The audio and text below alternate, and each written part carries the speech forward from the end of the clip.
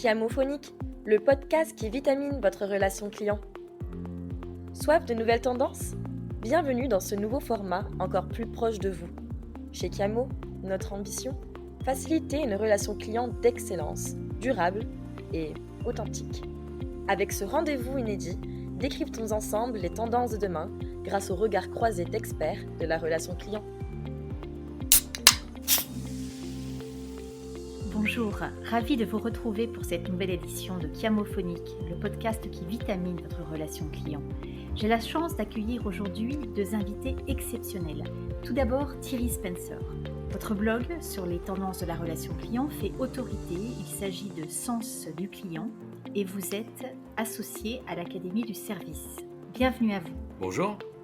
Bienvenue aussi à Jean-Luc Neveu. Tu as cofondé et diriges depuis plus de 15 ans Connecteo, qui propose la solution d'optimisation de la relation client Chiamo. Ta parole est plutôt rare, tu n'as pas pu résister cependant au plaisir d'échanger avec Thierry. Bonjour Paul-Aimé. Alors aujourd'hui, nous allons évoquer ensemble le thème suivant, digitalisation, hyper-personnalisation, symétrie des attentions, de nouvelles opportunités pour le centre de contact ? Pour démarrer, j'aimerais que vous nous disiez, Thierry, qui vous êtes et comment est née votre passion pour la relation client. Alors, ma passion est née il y a très longtemps. J'ai l'impression d'être tombé dedans quand j'étais petit, en fait. Peut-être en regardant ce que faisaient mes parents aussi. Mon père était responsable d'un service après-vente. Et ma mère, dans ses jeunes années, a été vendeuse chez Lancel ou dans une boulangerie. Donc, j'ai vu mes parents au service des autres, même dans leur retraite, ils n'ont pas cessé en occupant des fonctions dans une mairie, conseiller municipal, adjoint au maire, responsable de l'office du tourisme. J'ai eu déjà un bon exemple et puis ça m'a ouvert sur l'idée globale du service. Donc, et ensuite, j'ai occupé diverses fonctions dans plusieurs entreprises comme directeur de la relation client ou directeur marketing dans plusieurs secteurs. Et aujourd'hui, donc, je suis associé de l'Académie du service depuis maintenant 8 ans. Et j'ai aussi créé un blog il y a 15 ans, donc comme vous le disiez, donc le blog Sens du client. Au tout début, c'était une façon de me tenir un petit peu informé et puis de faire du benchmark, de la veille. Et puis avec le temps, j'en suis à 993 articles. Et chaque semaine, donc je publie des chroniques de livres, des synthèses d'études, des tendances, comme vous le disiez. Je fais des interviews, donc, et ça a entretenu ma passion. Voilà, on ne vous a pas réunis par hasard parce que Jean-Luc, toi aussi, tu es tombé dedans depuis très longtemps. Un peu comme Thierry, j'ai toujours été sensible à la relation aux autres et au service, en tant que consommateur déjà, et aussi en tant que, ensuite, sur un aspect plutôt technique, en tant qu'ingénieur, j'ai été très surpris de voir que les solutions technologiques ne se mettaient pas suffisamment au service des marques et des consommateurs. Et donc, c'est comme ça qu'est née la création de Chiamo il y a 16 ans, où cette envie de mettre en œuvre des solutions techniques pour chercher à améliorer les relations. Donc ça, c'était le cahier des charges de Chiamo il y a 16 ans et qui reste toujours d'actualité puisque c'est vraiment vers ça qu'on s'orienterait. Donc, moi, j'ai découvert au fur et à mesure la relation client, les acteurs, les centres de contact, les superviseurs, les conseillers. Et c'est vraiment un métier, un environnement passionnant parce que très différent, c'est très varié.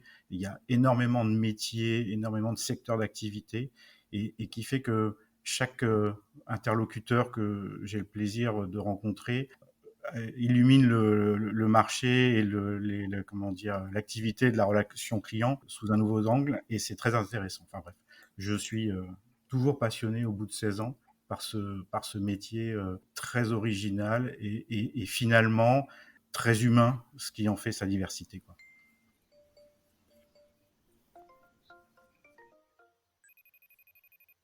Ce que je voulais vous demander à tous les deux, c'était comment positionner le centre de contact au sein d'une relation client davantage digitale et pour quel rôle de ce centre de contact Jean-Luc, peut-être ton avis? Oui, tout à fait. La relation client digitalisée a pris un essor très important et chez Kiamo, on considère que c'est vraiment un axe à part entière dans la relation client et on a tendance à le distinguer du centre de contact. Donc nous, on considère que d'un côté, il y a cette relation client digitalisée de self-care aussi, on peut nommer comme ça, où on va retrouver des applications mobiles, des applications web, des bots ou ce genre de choses qui vont permettre au consommateur d'être autonome dans son échange, dans ses relations avec la marque. Et à partir de là, nous, on distingue qu'il va y avoir à un moment donné une sorte de faille dans ces processus digitaux. Il va manquer une case à cocher, il va manquer on va avoir une absence d'information. Et donc là, le centre de contact devient l'allié indispensable dans la relation du consommateur avec la marque. C'est là que le centre de contact est déterminant. C'est stratégique pour le consommateur à ce moment-là de pouvoir s'exprimer. Et nous, on considère que à ce moment, le centre de contact prend tout son rôle. Et donc, pour pouvoir écouter, entendre, rassurer ou effectivement permettre au consommateur d'exprimer toutes ses émotions qui sont fondamentales. Nous, on a un de nos clients qui disait chaque interaction est un penalty. On pense que ça représente bien l'importance du traitement de l'interaction par le centre de contact. Et donc là, le centre de contact doit mettre en œuvre toute son énergie, ses compétences et ses ressources pour accueillir le consommateur au centre de contact. Je crois, Thierry, que vous aimez bien cette expression chaque interaction est un penalty. Ça vous parle? Ah, j'adore cette image et j'adore cette formule. Et parce que ça me fait penser effectivement à l'idée qu'une interaction est comme un moment de vérité. C'est un moment de vérité pour la marque, pour l'entreprise. C'est un moment de vérité pour le client. Ce qu'on peut observer globalement, c'est que les relations deviennent de plus en plus rares à mesure que le self-care se développe, à mesure que le client devient de plus en plus autonome. Eh bien, il va peut-être moins faire appel à des interlocuteurs humains.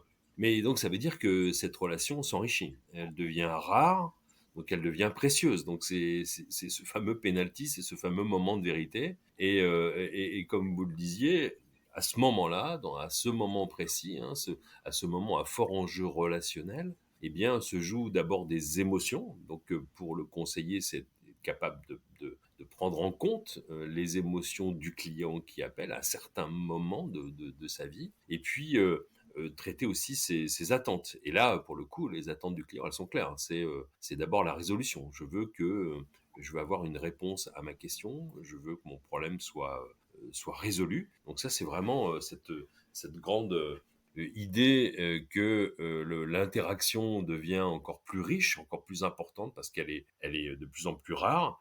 Et donc, les clients attendent des interlocuteurs qui soient en quelque sorte un peu augmentés, qui soient en capacité de prendre en charge toutes les demandes du client de la façon la plus fluide, simple, et que ça soit naturellement une conversation.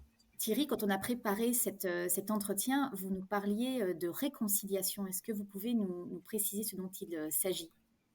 Oui, c'est tout à fait juste. En fait, la réconciliation, je tiens cette expression d'une interview d'une philosophe, d'ailleurs, qui s'appelle Catherine Malabou, qui disait que les Français avaient un peu du mal à réconcilier l'humain et le digital, la technologie et la relation humaine. Et précisément, cet enjeu et ce que vous offrez aussi avec vos outils permet de faire face à un challenge qu'ont les entreprises.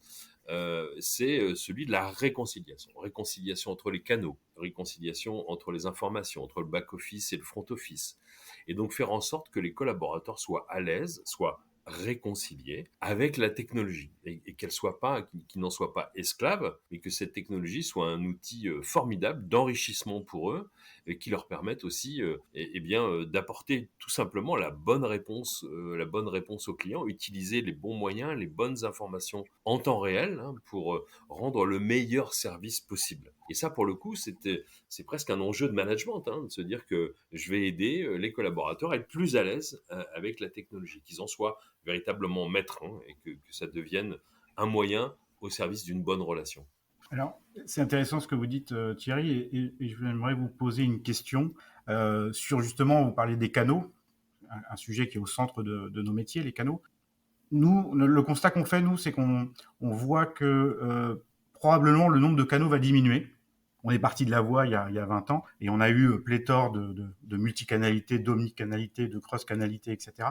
Et aujourd'hui, ce qu'on voit, c'est qu'effectivement, on va plutôt se retrouver avec un nombre de canaux un peu plus concentrés, ce qui seront principalement, nous on pense, la voix et le messaging, donc effectivement la voix qu'on connaît tous, et le messaging qui sont donc les messages envoyés sur des applications de messaging, SMS, Messenger, WhatsApp et autres, et que finalement cette simplification dont vous parlez va se concentrer aussi sur le nombre de médias pour que effectivement le consommateur soit à l'aise, puisqu'il est à l'aise, il utilise au quotidien ces deux canaux-là, et donc permettre de se réconcilier avec ces marques. Qu'est-ce que vous en pensez? Oui, vous avez raison. On est on doit répondre à une forte demande d'instantanéité et on voit vraisemblablement que les entreprises, alors aujourd'hui, enfin dans les 10 dernières années, on pourrait dire, on a eu une espèce de feu d'artifice, de technologie, de nouveaux canaux, plus tous autant innovants les uns que les autres. Mais la demande du client, c'est non seulement la résolution de son problème, mais l'instantanéité. Et ce que vous dites, et la simplicité, bien sûr. Et donc, pour avoir une relation simple, rapide, immédiate, en temps réel, quand vous parlez de la voix et quand vous parlez du messaging, on est clairement dans la réponse à ces attentes, hein. C'est-à-dire que les clients veulent aujourd'hui avoir des relations fluides, simples, rapides, immédiates, hein. On le voit d'ailleurs dans les nouvelles générations qui abandonnent l'email au profit du messaging. Et puis le messaging qui aussi, poussé par la crise qu'on traverse et qu'on a vécu ces 18 derniers mois, là, en l'occurrence, eh bien, touche de plus en plus de personnes. C'est plus simple de converser à distance. C'est beaucoup plus simple de converser à distance, dans un mode d'échange en direct, de chat, avec des interactions riches, avec des vidéos, avec des photos, effectivement, et l'usage de la voix qui semble évident. C'est peut-être une relation sans écran, hein, aussi, qui s'offre à nous. Donc, tout ce qui pourra simplifier la relation dans les prochaines années, hein, vous voyez tout à fait juste, c'est certainement effectivement la concentration vers des canaux qui soient très riches, très forts et instantanés. On va écouter un autre passionné de la relation client. Diego va nous raconter en quoi la personnalisation est essentielle à sa mission auprès des clients. Je vous propose cette petite pastille. L'intervention fraîche. Je m'appelle Diogo, je travaille dans l'hôtellerie, 5 étoiles, Palace. On a une très forte relation client. On essaye surtout d'anticiper les besoins du client. Ça, c'est le plus important pour nous. On essaye aussi de faire le maximum qui se passe un agréable séjour chez nous et surtout qu'on arrive à faire une expérience inoubliable pour les clients. C'est vraiment personnel, donc on prend de chaque client et à chaque client, on essaye de décrire son besoin, son séjour parfait. Donc c'est les cas par cas, c'est les clients par client, dès son accueil à l'hôtel jusqu'à son départ et après son départ, parce qu'on continue son expérience en train de voir si tout s'est bien passé, s'il a gardé un bon souvenir et si on peut encore aider ou participer pour finir son séjour. Alors, on en parle, c'est exactement la personnalisation qui est au cœur du sujet, parce qu'en fonction de qui on est, en fait, on n'a pas forcément besoin des mêmes interactions, ni de la même densité, probablement de canaux qui soient un peu différents. Où est-ce que, Jean-Luc, toi, tu placerais le niveau de personnalisation idéal? Comment on peut positionner le curseur? Alors, l'importance des données, donc des données clients, de la connaissance client, est au cœur de la relation client. Ça, c'est vrai, on le voit avec l'essor des CRM et aussi avec l'essor des RGPD de l'autre côté de la balance pour venir protéger aussi les consommateurs. Mais la connaissance client est au cœur de la relation client. Donc, c'est stratégique. La façon d'accueillir dans le centre de contact et dans la relation client au sens large, un consommateur, d'être capable d'anticiper effectivement ses attentes, ses besoins, fait partie du métier de la relation client. De l'autre côté, donc nous on est persuadés de ça, mais aussi de l'autre côté, je pense qu'il faut éviter, et c'est ce que moi j'appelle un petit peu le mythe du boucher, c'est-à-dire que essayer d'avoir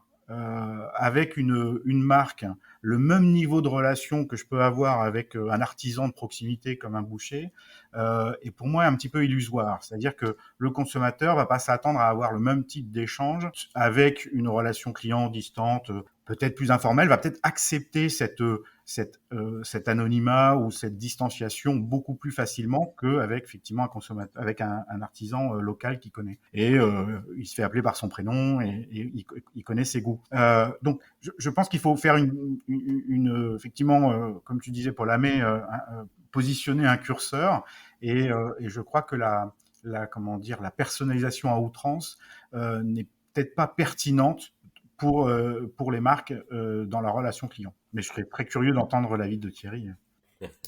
Alors, oui, je suis d'accord sur le mythe du boucher, parce qu'en fait, le rêve, presque le fantasme de toutes les entreprises, c'est de reproduire cette extraordinaire proximité. Alors, tous les bouchers n'ont pas le même niveau de relation, il faut s'entendre, hein, enfin, ou les commerçants de proximité non plus. Mais un bon commerçant de proximité, dans sa relation effectivement sincère, personnalisée, forte, qui fait appel à sa mémoire, parce que lui, en l'occurrence, il n'a pas de CRM, il a souvent un vieux carnet avec un stylo, et puis il reconnaît les gens sans utiliser de technologie de reconnaissance faciale. Donc, pour les entreprises, il y a quand même cette volonté d'industrialiser la relation de proximité, en se disant comment être aussi fort que le boucher du coin en utilisant tous mes outils, toutes mes données. Mais c'est possible ça? C'est presque un Eldorado. Donc, donc effectivement, même si c'est un mythe,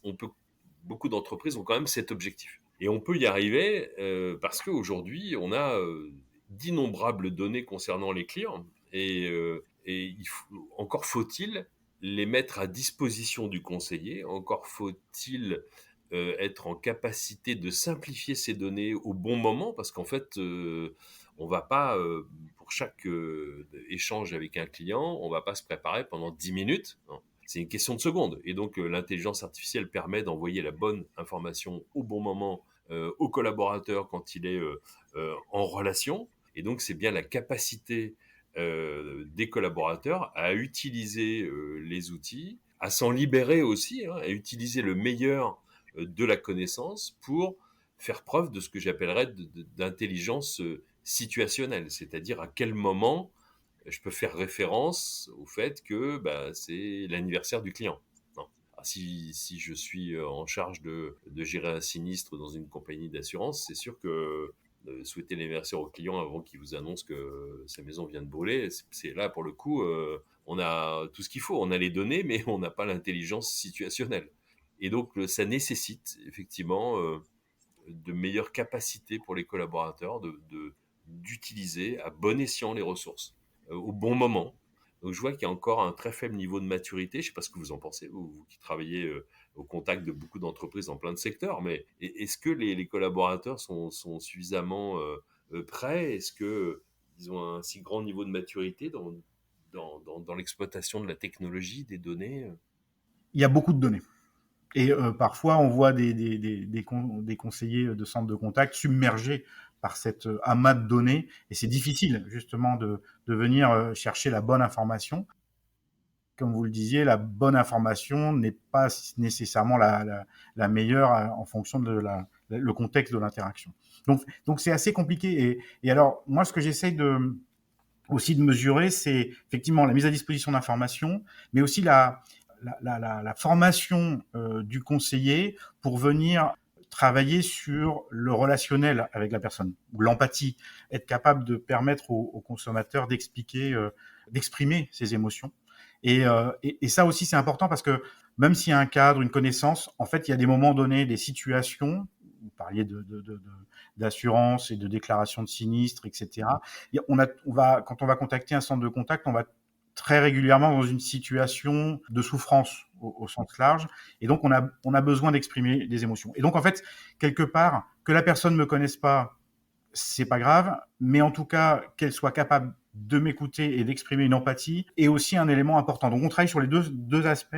Comment donner les outils pour permettre au conseiller d'avoir toutes les informations, mais aussi de lui donner les moyens de se concentrer sur l'interaction, de lui donner vraiment la table vide pour permettre d'accueillir l'interaction et le client afin de se concentrer sur l'échange et la capacité de faire naître des émotions qui vont rester imprimées et qui sont aussi une bonne marque de qualité et d'écoute pour la société.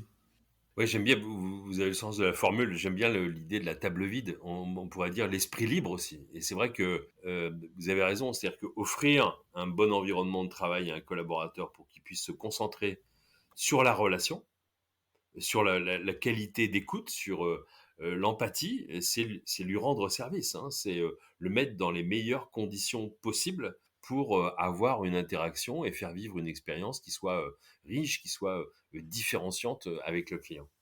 Un grand merci pour vos inputs. Alors, nous l'avons vu, la digitalisation, l'hyper-personnalisation peuvent être des opportunités. Pour autant, il faut qu'elles soient utilisées à bon escient. Alors, pour aller plus loin, ce que je vous propose, c'est de prolonger nos échanges dans un deuxième épisode de cette story. On va étudier ensemble l'angle symétrie des attentions. Merci de nous avoir écoutés. Si vous êtes encore ici, c'est que l'épisode vous a plu. Alors n'hésitez pas à réagir. Abonnez-vous, mettez des étoiles, likez, commentez. Parlez-nous. En tout cas, on se retrouve bientôt dans un prochain épisode de Chiamo Phonique pour continuer à vitaminer votre relation client.